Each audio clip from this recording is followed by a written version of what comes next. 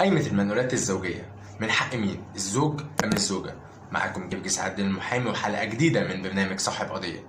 وصاحب القضية النهاردة هو الزوج المرفوع عليه دعوة قايمة منقولات الزوجية أمام محكمة الجنح.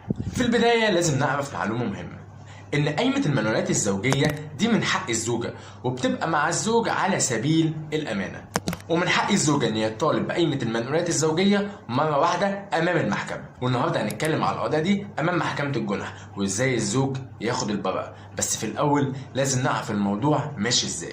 في بداية الإجراءات إن الزوجة بتروح الاسم في محل إقامة الزوج، يعني الزوج ساكن فين تبع اسم إيه، والزوجة بتروح الاسم هناك وبتحرر محضر قايمة المنقولات الزوجية. والمحضر ده لازم الزوجة تبقى بشخصها، يعني بنفسها أو بتوكيل خاص تعمله لمحامي عشان تقدر تحرر محضر قايمة المنقولات الزوجية، وده بيبقى محضر تبديد.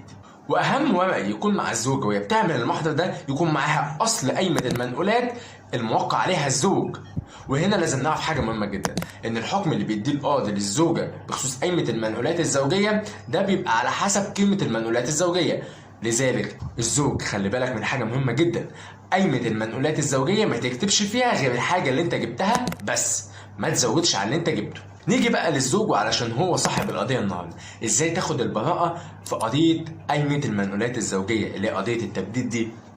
المحامي اللي معاك هيعمل حاجة مهمة جدا، وهو هيعرض كل اللي في قايمة المنقولات عرض قانوني للزوجة. وهنا الزوجة ما عندهاش حل من الاتنين غير ان هي تستلم قايمة المنقولات كاملة او ان هي ترفض. طبعا الزوجة لو رفضت العرض القانوني اللي انت بتأديه لها ساعتها ده هيسبب لها مشكلة كبيرة جدا. بس لازم تعرف حاجة مهمة جدا، ان العرض القانوني اللي هتعمله لقايمة المنقولات الزوجية من فضلك تكون الحاجة ينفع ان هي تستخدم، يعني ما تجيبش حاجة متهالكة وتقول اصل كده خلاص اصل هي كده كده هتاخدها، لا.